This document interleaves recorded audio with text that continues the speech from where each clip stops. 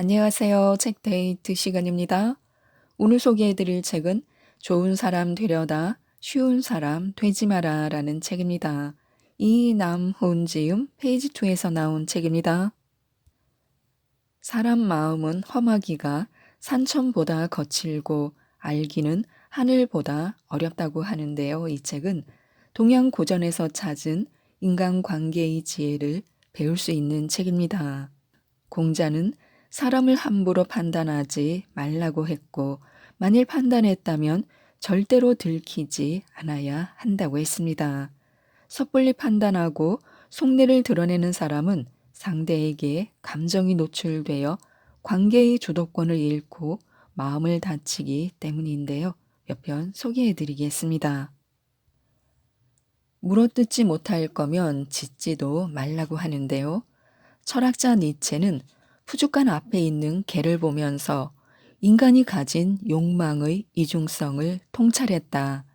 당장 들어가 고기를 뜯어 먹고 싶지만 주인의 손에 들린 칼에 다칠까봐 그저 주변을 서성대며 짓고만 있는 모습이었다. 하고는 싶지만 두려운 마음, 원하기는 하지만 주저하는 마음, 많은 사람이 빠져있는 안타까운 마음의 굴레이다. 하지만 짓기만 하는 개와 과감하게 푸주간 안으로 돌진해서 물어 뜯어본 개의 차이는 크다. 비록 후자의 개는 상처를 입을 수는 있어도 고기를 먹었다는 만족감과 자신도 물 수 있다는 자신감을 얻게 된다. 더 나아가 그 개는 앞으로도 원하는 것이 있다면 상처 입는 것을 두려워하지 않고 언제든 주저하지 않고 돌진할 수 있을 것이다. 주도권을 쥐고 인생의 주인공으로 살아가는 일도 이것과 매우 비슷하다.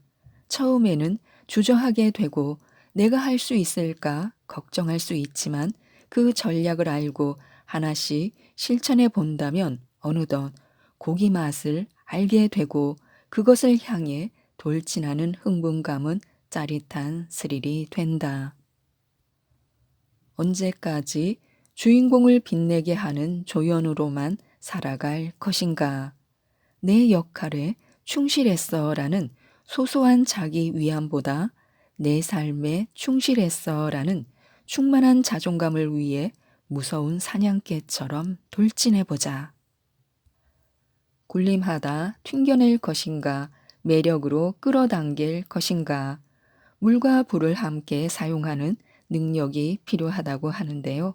관대함과 사나운 것이 서로 돕는다고 합니다. 세상과는 거리 조절이 필요하고 사람 사이에서는 힘 조절이 필요하다. 주도권을 장악하겠다는 의도로 자칫 너무 강하게 군림하게 되면 오히려 원하는 것을 얻어낼 수가 없다. 군림은 자신의 결정을 다른 사람에게 강요하려는 경향을 보이기 때문에 안정적이고 지속 가능한 주도권을 불가능하게 한다. 하지만 정반대로 주도권을 주기 위해 상대방이 원하는 대로만 해서도 곤란하다. 너무 호락호락하게 보이면 사람들이 제각각 자신의 주장만 하면서 따라오지 않을 가능성이 있기 때문이다. 이 양쪽의 문제를 모두 피해 가기 위해서는 적절하게 힘을 조절하는 능력이 있어야 한다.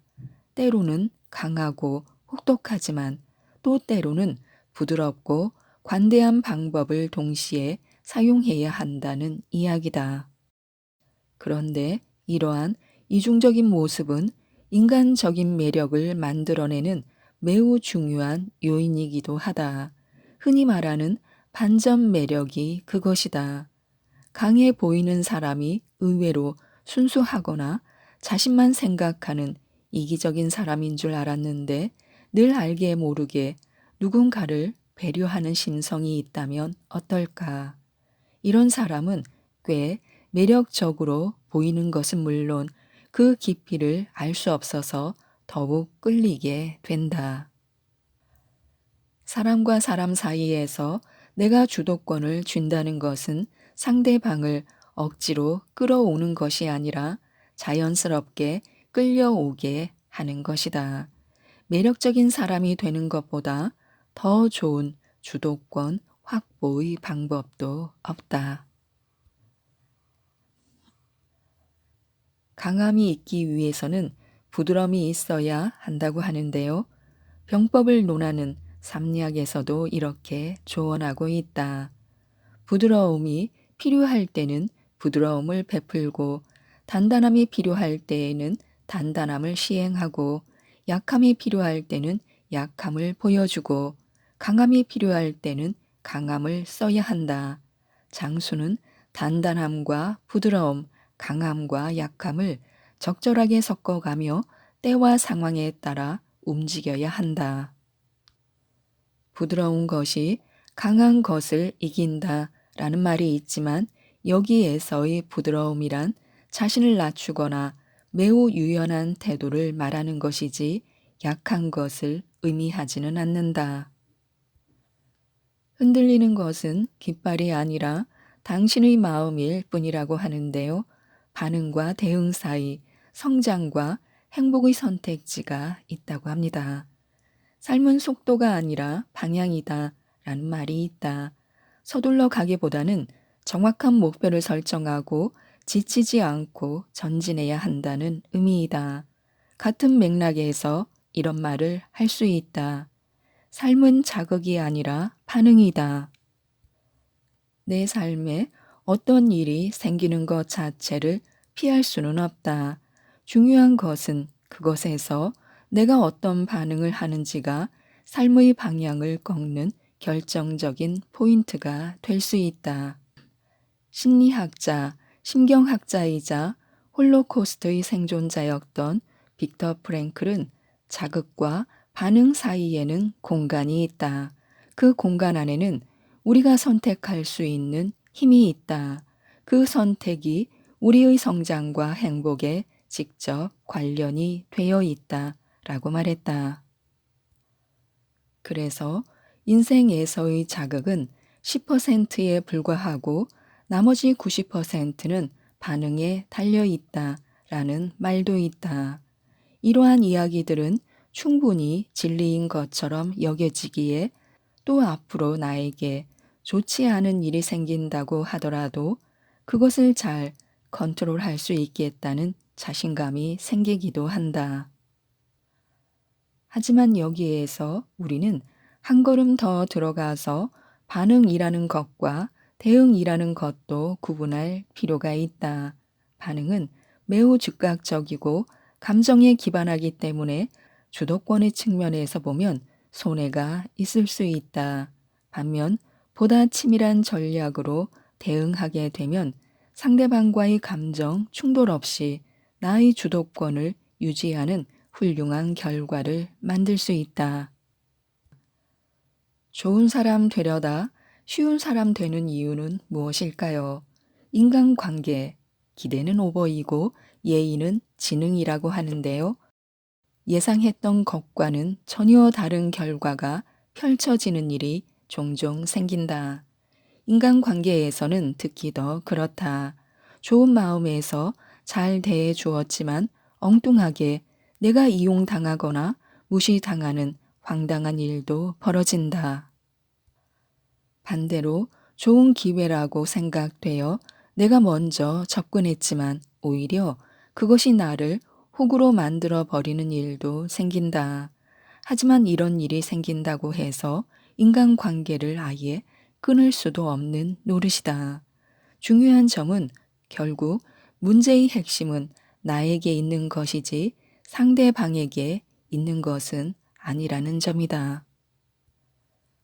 주도권도 없는 상태에서 무조건 남에게 잘해 주려고 하다가 오히려 역으로 이용당하고 확실히 장악해서 관리할 능력도 없는 상태에서 무조건 미끼를 무는 것이 문제다.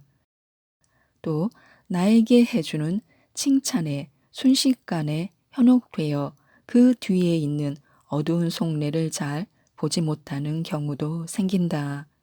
공자는 이런 말을 했다. 사람 마음은 험하기가 산천보다 거칠고 알기는 하늘보다 더 어렵다. 험하고 알기도 어려운 그 사람의 마음을 훤히 꿰뚫어 보고 완전히 내 쪽으로 끌어오기 위해서는 일단은 감추고 숨기고 현혹되지 않으면서 조심스럽게 그 작동의 근본적인 원리를 알아야만 한다.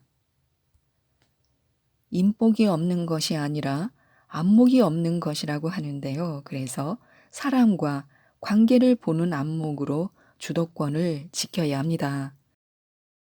우리는 태어나면서부터 죽을 때까지 사람에 둘러싸여 살아간다.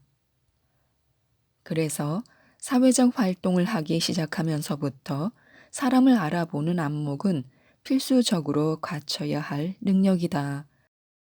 자신에게 해를 끼칠 수 있는 사람, 자신을 이용하는 사람, 결정적 순간에 배신할 수 있는 사람을 알아보지 못하면 결국 그 피해와 손해는 고스란히 나에게 되돌아온다.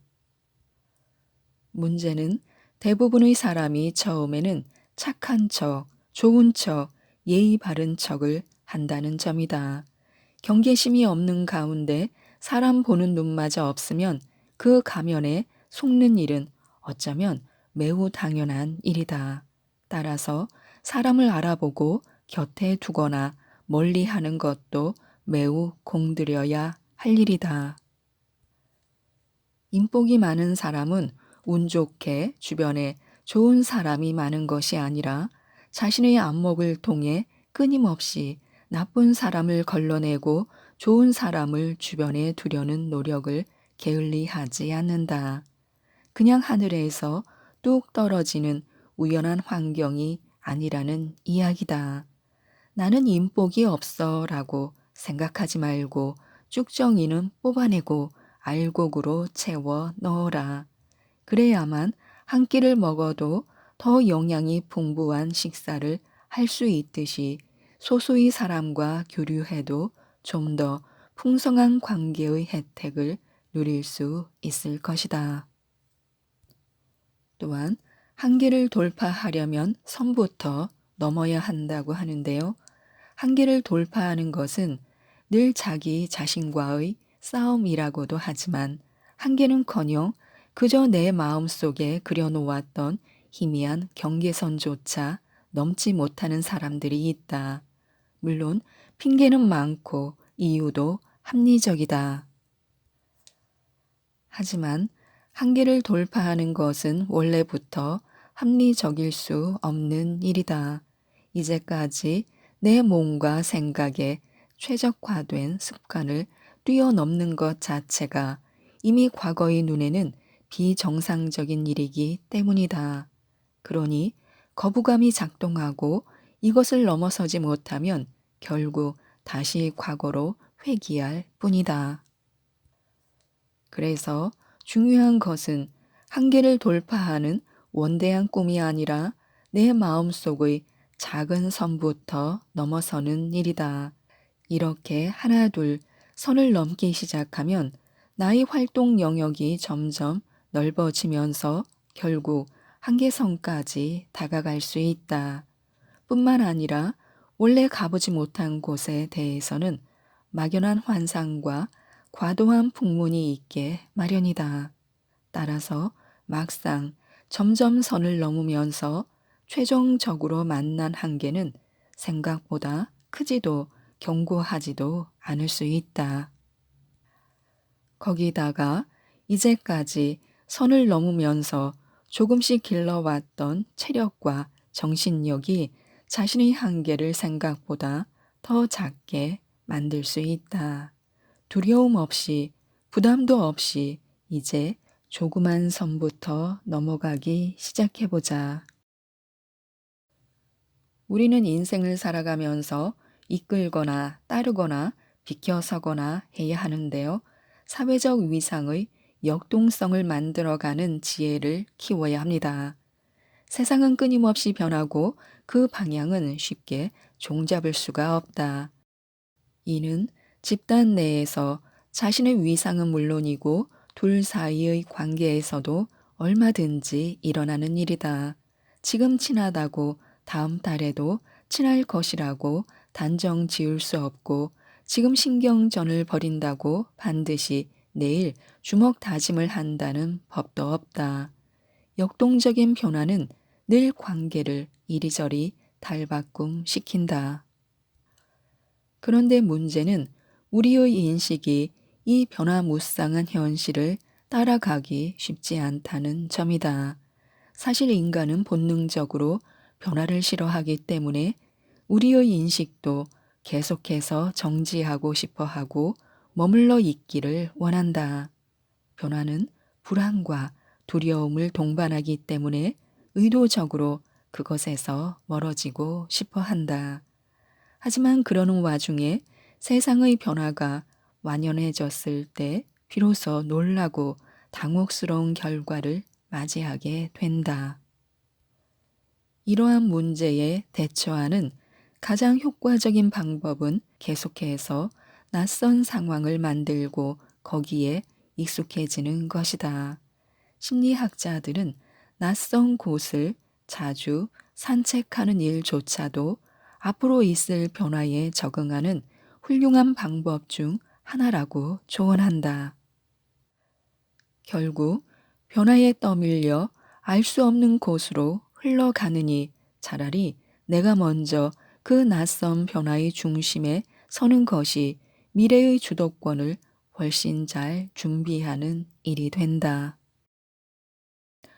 우물 밖의 개구리는 우물 안의 심오함을 알 수 없다고 하는데요. 격렬한 경쟁 구도 속으로 자신을 밀어넣어야 합니다. 우물 안의 개구리는 좁은 세계에 갇혀서 자기의 생각만 고집하는 사람을 비유하는 말이다. 하지만 이는 우물 안의 삶을 너무 편협하게 해석한 것이기도 하다. 우물 안은 바깥과는 비교할 수 없는 격정의 공간이 되기도 한다. 천둥이 쳤을 때 우물 안에서 듣는 느낌과 우물 밖에서 듣는 느낌은 어떨까? 우물 밖은 그나마 확 트여 있는 넓은 공간이라서 천둥 소리가 금세 잦아들 수 있다.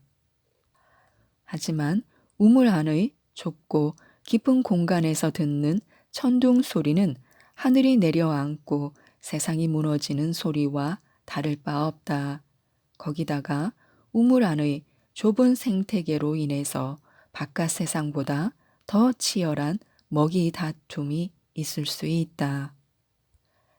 결국 우물의 안이냐 밖이냐가 중요한 것이 아니라 처한 환경에 따라 완전히 다른 것을 경험할 수 있으니 그것으로 나 자신을 변화시킬 수 있어야 한다는 의미로 재해석되어야 한다.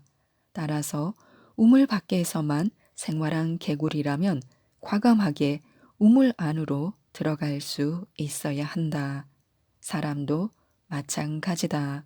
계속해서 환경을 바꾸면서 자신을 단련해 나가야만 세상에 맞서는 전투력을 키우고 주도권을 확장해 나갈 수 있다.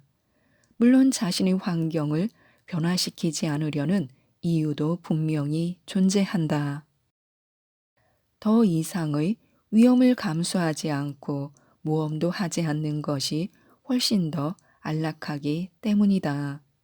그러나 그 상태에만 머물러 있다면 그 어떤 새로운 결과도 만들어낼 수 없다.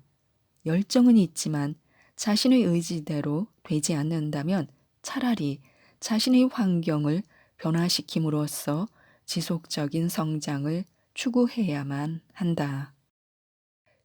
인생은 과감한 모험으로 성장한다고 하는데요. 무언가 변화 없이 안주하고 정체되어 있는 자신을 느낀다면 그때부터는 자신을 탓하지 말고 환경을 되돌아 봐야 한다. 결국 인간은 계속되는 자극에 의해 탐험하고 모색하고 성장하는 존재라고 할 수 있다. 인생은 과감한 모험이든가 아니면 아무것도 아니다 라는 명언이 있다. 결국 모험하지 않는 사람은 아무것도 아닌 존재를 자처하는 것에 불과하다. 지금까지 이 책에 대해 말씀드렸는데요. 좋은 평가를 받고 있으면서도 늘 불안에 시달리고 좋은 사람이 되고 싶어 누군가에게 잘해줬지만 반대로 이용당하고 무시당하는 쉬운 사람이 되기도 합니다. 이 책 좋은 사람 되려다 쉬운 사람 되지 마라를 꼭 한번 읽어보시고 모든 분들이 좋은 사람들과 함께 행복하셨으면 좋겠습니다. 이상 책데이트였습니다. 감사합니다.